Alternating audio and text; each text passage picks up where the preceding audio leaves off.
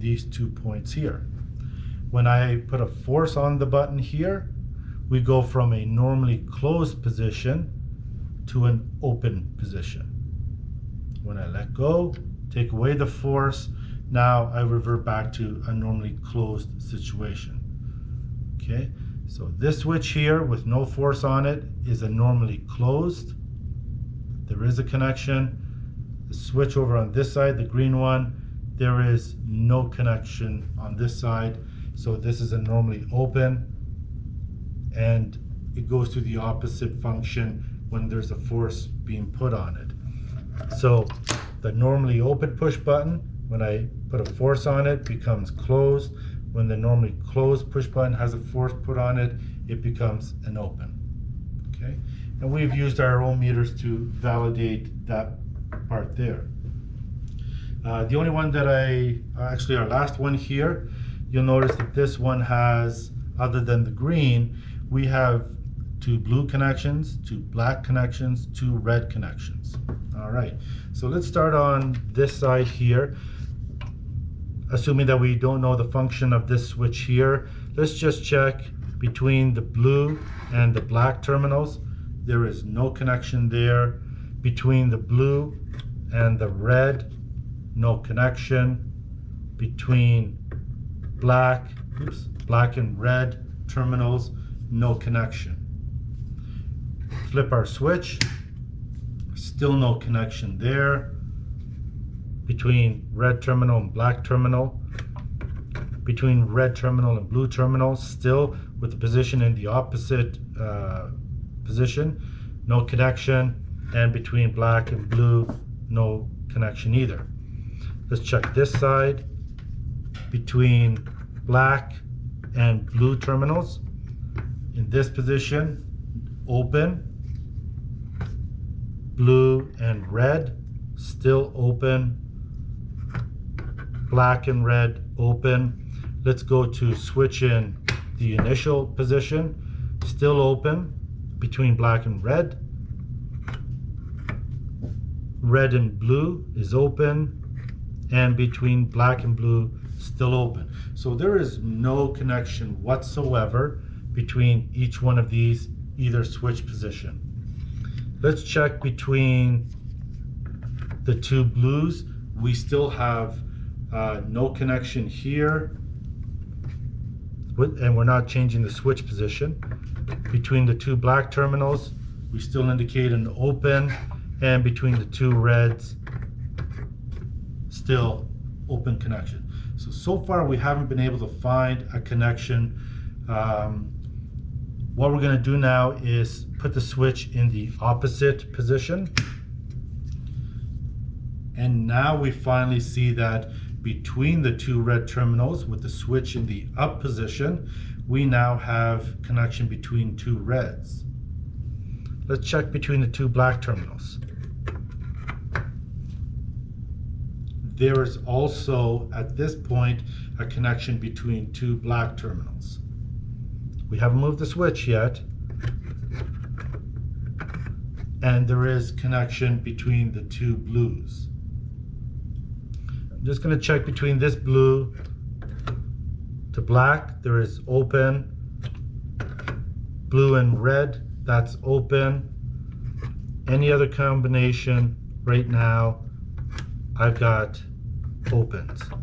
Okay, so I only, with the switch in this position here, there is a connection between the 2 blues, a connection between the 2 black terminals, and a third connection between the 2 reds.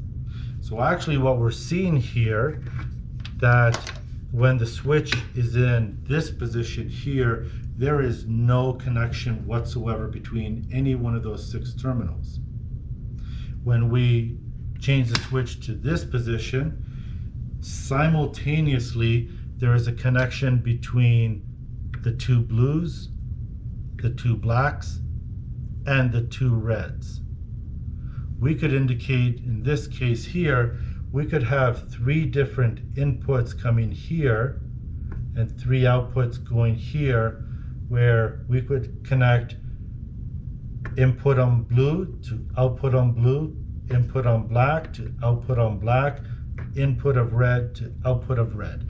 This is what's referred to as a 3-pole switch, where we can have 3 inputs, red, black, blue. When we switch the position, switch into this position, we then connect red to red, black to black, blue to blue, and we have basically 3 different single pole switches simultaneously being activated, open, and closed. Okay, and you can indicate that on your drawings. Perfect. We're going to move on to work on some procedures using the switches that we've just validated their function. In your lab book, we're going to have a look at page 5, which is objective 2. We're going to do procedure 1. What we're going to do here, actually we can take away our meters. We're not going to use these guys any longer. So I'm just going to make sure that they're turned off, which is something you're always going to do with your meters when you're done with them. Just simply turn them off so we don't hurt the batteries in them. Okay? So what we're going to do in our first lab here is we are going to have a circuit where we are going to have one switch controlling one light. And what I need you to do is to be able to draw a schematic drawing of what we're looking to do here now. Okay, so I'm going to have my one light here that is going to be controlled by one switch. And what I'm going to do is I'm going to use my 401 switch, which we've designated to be a single pole switch, and we are going to use this switch here to control one light. This switch here will energize and or de-energize my one light. So you need to be able to draw a schematic symbol of what we're looking to do here.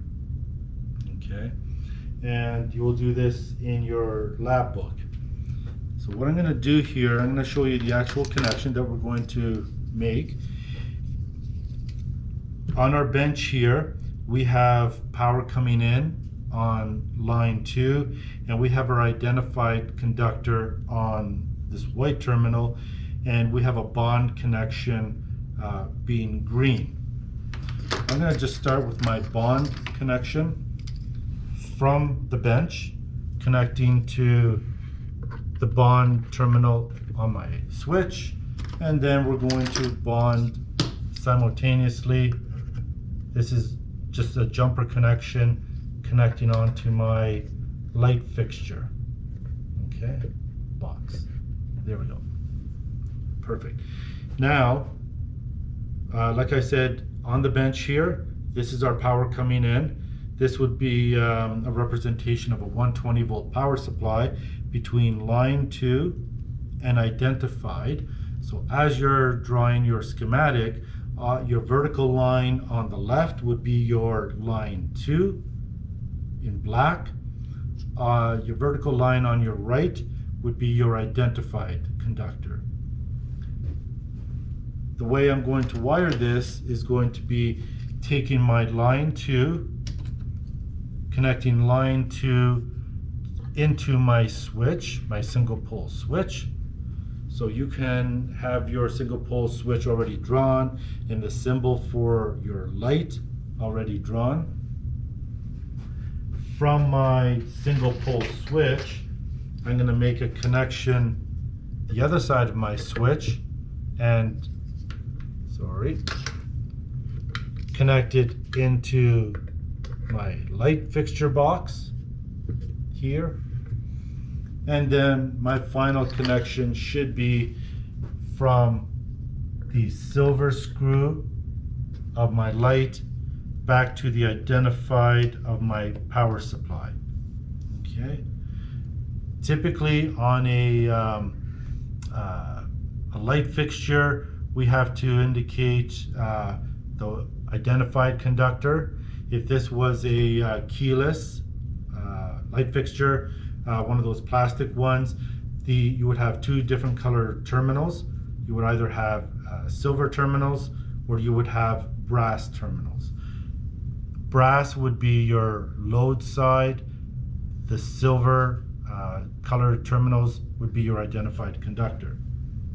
Okay, so in this case here, I've taken my line 2, fed into my single pole switch, taking the other terminal of my single pole switch and going out to my light, coming out of my light, going back to my identified, back to my power supply over here. Now, if I turn my power on, here we have indicated that we have power now going to my switch and my light. My light is not energized yet, so this is still an open. When I change switch position, my light is now energized. Now between these 2 points here, I have a closed connection. So what my circuitry looks like, I'm coming from my power supply here. I have power coming into my switch. I have a closed connection, so there's a connection here, and it comes out of my switch into my light fixture, into my light bulb, coming out of my light bulb, identified, back to my power supply. Okay, and then when I put my switch in the other position, now you can see my light is de-energized. I can have a single pole switch, just like a bedroom switch in your house, for example, or apartment.